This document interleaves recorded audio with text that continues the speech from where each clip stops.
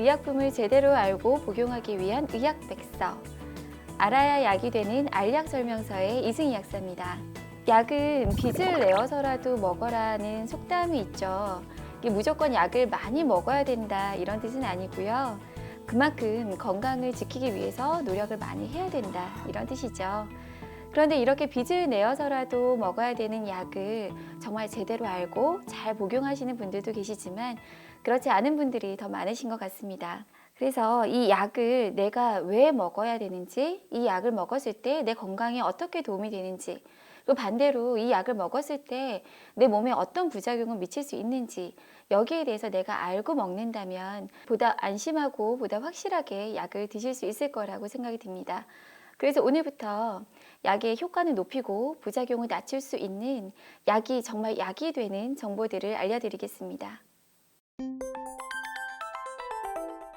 네, 오늘의 주제는 노바스크입니다. 노바스크는 혈압약 처방 중에 1위를 달리고 있어요. 성분은 베실산 암로디핀이고요. 그런데 우리가 본격적인 혈압 이야기를 하기 전에 혈압약을 왜 먹어야 하는지에 대해서 짚고 넘어가야 할 필요가 있을 것 같습니다. 사람마다 머리 색깔이 다른 것처럼 저마다 혈압이 다릅니다. 그런데 뭐 금발머리가 갈색머리에 비해서 오래 산다더라 이런 말 들어보신 적 없잖아요. 근데 혈압은 그 얘기가 다르다는 거죠. 이 연구 결과를 보면요. 수축혈압과 이완기 혈압이 115, 75를 기준으로 했을 때 여기에 비해서 수축기 혈압이 20, 이완기 혈압이 10씩 높아짐에 따라서 사망률이 무려 2배나 증가한다는 연구 결과가 있습니다. 그러니까 혈압은 높아지면 뇌졸중이나 허혈성 심질환과 같은 심혈관계 질환의 위험도를 높이고 나아가서 사망률까지 높인다는 거죠. 따라서 결국에는 혈압을 낮춰서 심혈관계 질환의 발생률을 낮추고요. 나아가서는 사망률을 낮추자는 데 혈압약을 먹는 이유가 있습니다.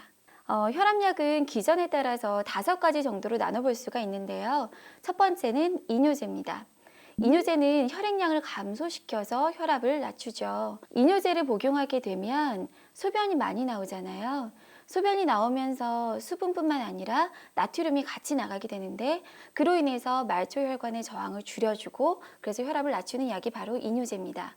두 번째는 베타 차단제라고 하는데요. 이 베타 차단제는 심장 박동을 느리게 해서 혈압을 감소시키는 약입니다.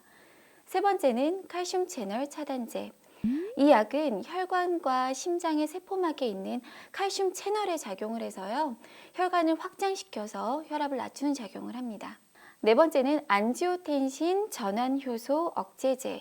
말이 굉장히 어려운데요. 우리 몸에서는 안지오텐신2라고 하는 굉장히 강력한 혈관 수축 물질이 만들어집니다. 그런데 이 물질이 만들어지는 효소를 억제를 시켜서 이 물질의 생성이 줄어드니까 혈압을 낮추는 약이 바로 4번인 거고요. 5번은 안지오텐신 수용체 저해제예요. 안지오텐신2라는 물질이 만들어지면 혼자서는 작용을 하지 못해요. 우리가 자물쇠를 열려면 거기에 꼭 맞는 열쇠가 있어야만 자물쇠가 열리잖아요. 그것처럼 우리 몸에는 안지오텐신2에 맞는 수용체가 반드시 있어야만 작용을 할 수가 있거든요. 그런데 이 안지오텐신2가 수용체에 들러붙는 거를 막아서 혈압을 낮추는 약이 바로 5번 안지오텐신 수용체 저해제입니다. 노바스크는 이 중에 바로 세 번째 칼슘 채널 차단제에 속하는 약입니다. 우리 몸에 있는 칼슘의 99%는 뼈에 있고요.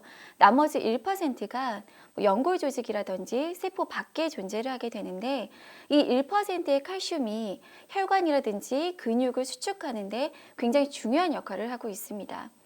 즉 혈관이나 근육에 있는 세포 속으로 칼슘이 들어오게 되면 이게 근육을 수축시키고 혈관을 또 수축시켜서 혈압을 상승시킨다는 건데요. 노바스크는 특히 혈관 선택성이 강해서 관상동맥이나 말초혈관을 확장시켜서 혈압을 낮추는 작용을 합니다. 이 말도 굉장히 어렵죠. 근데 이제 심장이 하는 일에 대해서 생각을 해보면 심장은 굉장히 열심히 펌프질을 해서 우리 몸 구석구석으로 혈액을 전달하는 역할을 합니다. 1분 동안에 심장은 보통 우리 몸의 전신을 돌고 있는 혈액을 1분 동안 한 바퀴를 다 돌린다고 해요. 그만큼 심장은 굉장히 많은 일을 하고 있는 거거든요. 근데 이렇게 심장이 일을 할 때 심장으로 들어오는 큰 혈관, 관상동맥이 조금 넓어진다면 심장이 조금 더 쉽게 일을 할 수 있으니까 심장에 대한 부담이 덜할 거고요. 그럼으로 인해서 혈압도 낮아집니다. 그리고 말초혈관인데요. 우리가 심장에서 혈액을 쭉쭉 뻗어나가면서 말초로 가다 보면 굉장히 좁은 혈관들이 많아지게 돼요. 근데 우리가 생각을 해보면 8차선 고속도로를 타고 가다가 갑자기 국도에 접어들게 되면 정체가 생기죠. 우리 몸도 마찬가지예요. 굵은 혈관들을 타고 쑥쑥 뻗어나가다가 좁은 혈관들로 말초 쪽으로 뻗어나가다 보면 저항이 생기는 건데, 이런 저항들 때문에 결국에는 혈압이 높아지게 되는 거거든요. 그러니까 말초 혈관을 조금 확장시키게 되면 이런 저항이 줄어들어서 혈압도 낮아지고 우리 몸 구석구석으로 혈액이 잘 공급될 수 있게 된다는 거죠. 노바스크는 지속 시간이 24시간이어서 보통 하루에 한 번 복용하는 혈압약입니다. 약물 상호작용이 비교적 적은 약이지만 시메티딘과 같은 위장약이나 자몽 주스를 복용하시면서 같이 드시게 된다면 약이 잘 안 빠져요. 그래서 약물의 효과가 조금 더 올라가다 보니까 오히려 혈압이 많이 떨어질 수가 있습니다. 혈압은 조절을 해야 되는 건데 혈압이 너무 떨어지게 되면 그것도 위험하죠. 그래서 약을 드신 동안에는 이런 위장약이나 자몽 주스는 함께 복용하지 않는 게 좋겠고요. 또 노바스크는 물에 쉽게 녹아요. 그래서 알약을 잘 못 삼키시는 분들도 굳이 가루로 갈지 않더라도 그냥 숟가락에 물 조금 해서 으깨서 이제 녹여서 복용이 가능한 약입니다. 약을 복용하다 보면 가장 걱정되는 게 부작용이잖아요. 노바스크도 여러 가지 부작용을 가지고 있는 약인데요. 이 부작용에 대해서 알아보도록 하겠습니다. 먼저 예방 가능한 부작용이에요. 모든 부작용을 예방할 수 있다면 정말 좋을 텐데요. 노바스크의 예방 가능한 부작용 첫 번째는 바로 저혈압입니다. 이건 노바스크뿐만 아니라 모든 혈압약을 드신다면 우려해 볼 만한 부작용인데요. 저혈압이 와서 어지러울 수가 있기 때문에 장시간 앉아 있다거나 누워 있다가 몸을 일으킬 때는 굉장히 천천히 일어나시는 게 좋겠습니다. 특히 또 술을 드시게 되면 저혈압이나 어지럼증과 같은 부작용이 더 잘 나타날 수가 있기 때문에 주의하시는 게 좋겠습니다. 또 변비가 나타날 수 있어요. 특히 이것도 어르신들한테 많이 나타나거든요. 그래서 미리미리 수분이라든지 섬유질 섭취를 충분히 해주시는 게 좋겠습니다. 또 칼슘 채널 차단제를 드시면서 간혹 잇몸이 과하게 이제 증식됐다는 분들이 간혹 계세요. 그렇기 때문에 칫솔질을 굉장히 잘 해주시고요. 또 6개월마다 정기적으로 치과 검진을 받으시는 걸 권해드립니다. 또 약물을 복용하실 때만 부작용이 있는 게 아니죠. 노바스크와 같은 혈압약을 갑자기 중단을 하게 되면 흉통이 심해져서 이제 숨쉬기가 곤란하시거나 하실 수가 있어요. 그래서 약을 중단해야 되는 경우라면 굉장히 천천히 몸의 상태를 지켜보면서 중단하시는 게 좋겠습니다. 두 번째는 일어날 수는 있지만 조금 기다리면 없어질 수 있는 부작용입니다. 첫 번째, 이제 노바스크의 작용이 혈관 확장이잖아요. 이렇게 혈관 확장 작용으로 인해서 두통이라든지 또 얼굴이 붉어지는 홍조 증상 또는 피로감 같은 게 올 수가 있어요. 근데 이거는 약물을 복용하다가 이제 몸이 적응을 하게 되면 점차 없어지는 부작용이기 때문에 바로 약을 중단하거나 심각하게 생각하시기보다는 조금 더 기다려 보시는 게 좋습니다. 그리고 간혹 약을 드시고 나서 설사가 난다 하는 경우도 있는데, 설사가 나타났다고 하더라도 대부분 치료를 시작하고 일주일 내에 없어지기 때문에 조금 기다려 보시는 게 좋겠습니다. 네, 세 번째는 가장 좀 위험한 부작용이죠. 이 부작용이 나타나면 복용을 중단해야 되는 경우입니다.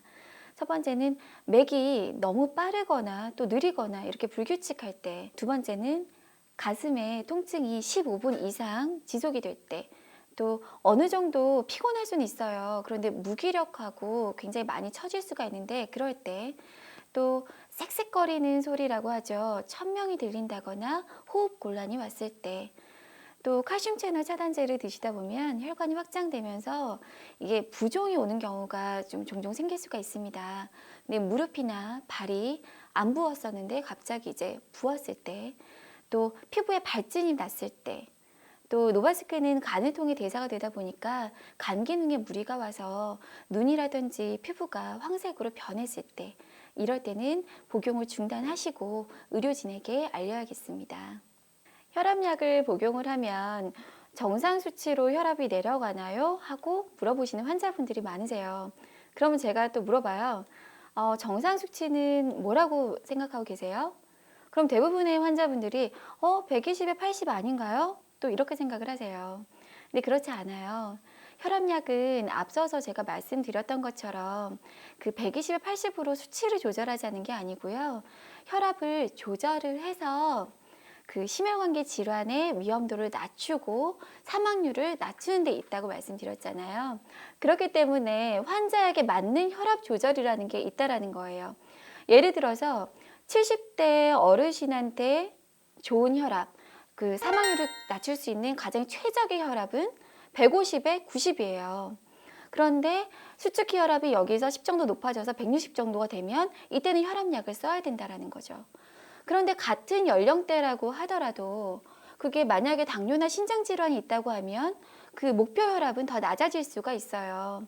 그래서 혈압 같은 경우는 나이, 성별, 또 음주나 흡연과 같은 여러 가지 생활 습관들, 또 동반하고 있는 내가 갖고 있는 질환들에 따라서 이런 것들에 의해서 목표 혈압이 각각 개개인에 따라서 달라지기 마련이라는 거예요. 그래서 무조건 120에 80으로 낮추는 게 나한테 좋은 거다라는 게 아니기 때문에 자기에게 맞는 목표 혈압이 뭔지를 먼저 의사와 상의해서 안 다음에 제대로 관리를 하는 것이 가장 중요하다고 하겠습니다. 혈압 관리의 기본은 혈압 체크입니다. 전 세계적으로 혈압 관리가 병원에서 집으로 또 단발성에서 매일 자주 하는 방향으로 바뀌고 있어요. 그런데 이제 가정에서 혈압을 잴 때는 병원에서 재는 거에 비해서 보통 15 정도 높게 나온다는 걸 유념하셔야겠고요. 그리고 헐레벌떡 너무 급해서 오늘도 혈압 재야 되는데 하고 이렇게 재지 마시고요. 최소한 5분 정도 안정을 취한 상태에서 혈압을 재셔야겠고요. 또 담배를 피우셨다거나 커피를 마셨다면 최소한 15분 정도는 있다가 혈압을 재시는 게 좋습니다. 하루 중 어느 때 재야 하는지도 많이 물어보시거든요. 근데 정상적으로요, 그 주간 혈압이 야간 혈압에 비해서 10에서 20% 정도 높게 나타나요. 그러니까 즉 아침 혈압이 높다라는 거잖아요. 그래서 일반적으로 혈압은 아침에 일어나셔서 안정을 취한 상태에서 재는 게 좋겠고요.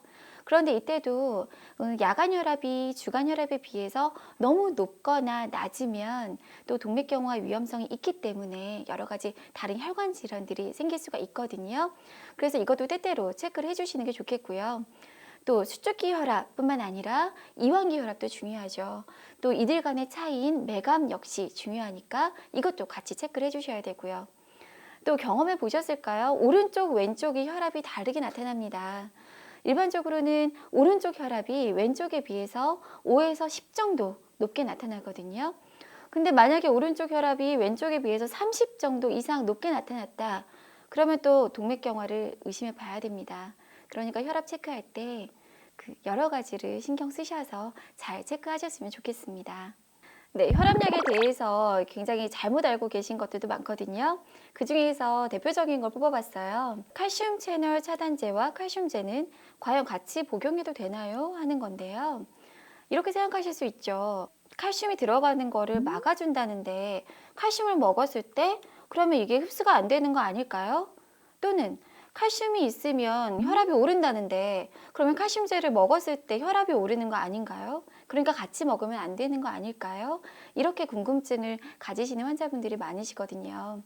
그런데 그 99%의 칼슘은 뼈에 있어요. 나머지 1%의 칼슘만 혈압을 올리는데 기여를 하거든요.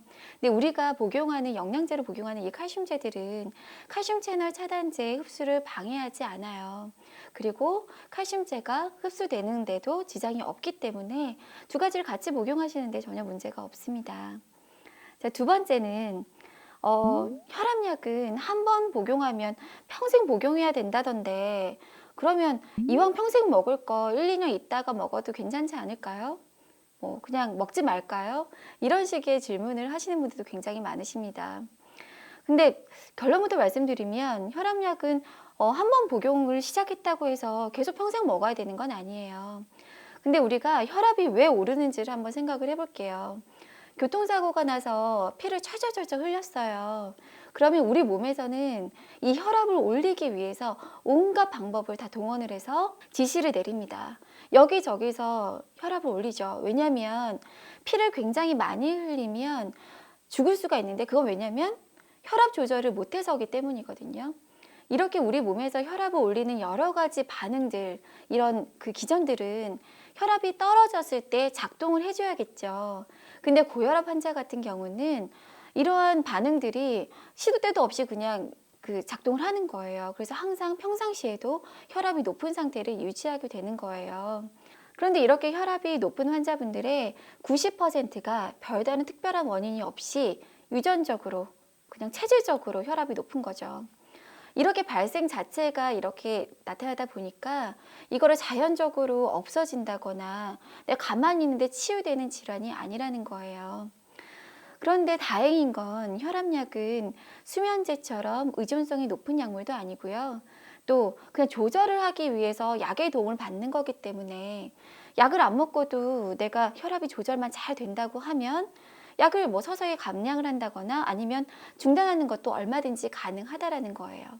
또 내가 혈압이 높을 수밖에 없게 태어났어요. 그런데 10 정도만 높을 수 있는 걸 가지고 내가 담배 피고 술 마시고 짜게 먹고 운동 안 하고 이래서 20, 30 이런 식으로 올려놨다고 하면 이거는 충분히 약을 안 먹고도 노력해서 줄일 수가 있는 거겠죠. 또 주치의의 상담이 없이 약 복용을 마음대로 하시는 분들도 많으세요. 그런데 약을 먹고 정상으로 유지된 혈압은 하루 동안만 그 상태를 유지하는 거기 때문에 약을 먹다가 바로 중단을 하게 되면 우리 몸에서는 반동작용이 나타날 수도 있고 해서 갑자기 혈압이 높다거나 가슴이 아픈 이런 여러 가지 심장질환이 또 일어날 수가 있다는 거죠. 그래서 약물 복용을 중단을 할 때는 서서히 또 주치의와 충분히 상담을 한 후에 감량을 하시는 게 좋겠습니다.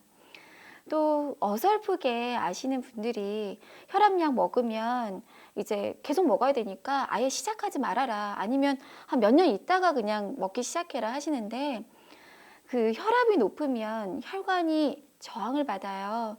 근데 이 저항이 계속되면 혈관이 변하게 돼요. 지속적으로 혈압이 높은 상태를 유지하는 것 자체가 혈관에 힘을 주게 되고 그것 때문에 혈관 질환, 심장 질환으로 갈 수가 있기 때문에 몇 년 더 기다렸다 먹어도 된다, 이런 말은 굉장히 위험한 말인 거죠. 스스로 노력은 절대 하지 않고 약에만 의존해서 혈압을 조절하려고 한다면 그런 분들은 평생 약을 드셔야 되겠죠. 근데 그렇지 않고 나를 돌아보고 나의 생활 습관들을 바꾼다거나 여러 가지 노력을 한다면 혈압약은 분명히 줄여나갈 수가 있습니다. 그러면 나의 생활 속에서 도대체 어떤 노력을 어떻게 해야 혈압은 얼마나 또 줄일 수 있을지 궁금하실 텐데요. 혈압 관리를 위한 생활 습관표를 한번 정리를 해봤습니다. 네, 첫 번째가 소금 섭취 제한이에요. 소금 속에 들어있는 나트륨이 혈관을 수축시키고 저항을 세게 만들어서 혈압을 높이는 주범이 되는 거거든요. 그 WHO에서 권장하는 그 하루에 섭취해야 되는 소금의 양은 보통 5g 이하인데 우리나라 사람들의 평균 소금 섭취량은 무려 12가 넘어요. 그리고 직장 생활을 하고 밖에서 외식을 많이 하는 30에서 50대는 무려 16이 넘습니다. 그런데 이 소금 섭취량을 6g 정도만 줄인다고 하면 혈압이 5 이상 낮아질 수가 있다는 거예요. 짬뽕 한 그릇에 소금이 10g이에요. 된장찌개, 김치찌개 한 그릇에 소금 5g 들어있거든요. 찌개를 드시거나 짬뽕을 드시다고 할 때에도 그 국물을 최대한 적게 드시면서 소금 그 섭취량에 신경을 쓰시면 충분히 혈압은 많이 낮춰질 수가 있습니다. 두 번째가 체중이에요. 특히 복부 비만이 이제 혈압을 올리는데 굉장히 그 안 좋은 영향을 미치거든요. 근데 체중을 1kg을 감소를 시키면 수축기 혈압이 1.1 정도가 낮아진다 그래요. 그러면 비만이신 분들이 체중을 10kg 정도를 감량을 한다고 하면 혈압은 11 정도가 낮아지는 거거든요. 살도 빼고 건강도 찾고 혈압약도 안 먹어도 되고 이렇게 살을 빼시는 게 혈압에도 도움이 된다라는 겁니다. 세 번째는 절주. 이제 알코올 같은 경우는 뭐 남성, 여성 관련해서 굉장히 달라질 수 있는 얘기지만 일반적으로 소주 2잔 이하를 하루에 마시면 수축기 혈압이 4 정도 낮아진다고 합니다. 다음은 운동이에요. 혈압이 높으신 분들은 굉장히 힘든 근력 운동보다는 유산소 운동을 하시는 게 좋겠고요. 매일 30분에서 50분 정도 꾸준히 일주일에 5일 이상 운동을 해주신다면 이건 역시 수축기 혈압을 5 정도 낮출 수가 있습니다. 마지막으로 식사. 먹는 게 정말 중요하잖아요. 채식 위주의 건강한 식습관을 해나가신다면 혈압을 10 이상 낮출 수가 있습니다. 굉장히 어려울 것 같지만 나에게 필요한 거, 지금 나에게 부족한 게 뭔지 체크를 하셔서 노력해 가신다면 혈압은 충분히 낮추실 수가 있을 거라 생각이 듭니다. 네, 오늘은 혈압약 중에 하나인 노바스크에 대해서 알아봤습니다. 혈압은 어느 정도 높아졌다고 해서 증상이 바로바로 나타나지가 않기 때문에 약 복용하시는 거를 게을리하기가 쉽거든요. 그래서 안타까울 때가 많았는데 이제는 그러지 않으시겠죠? 내가 먹는 약이 내 몸에 어떤 원리로 작용하는지 궁금해하고 또 알아가는 게 내 몸의 건강을 지키기 위한 좋은 습관이 된다고 생각합니다. 꼭 기억해 주시고요. 다음 시간에도 약에 대한 좋은 정보들로 찾아뵙도록 하겠습니다. 감사합니다.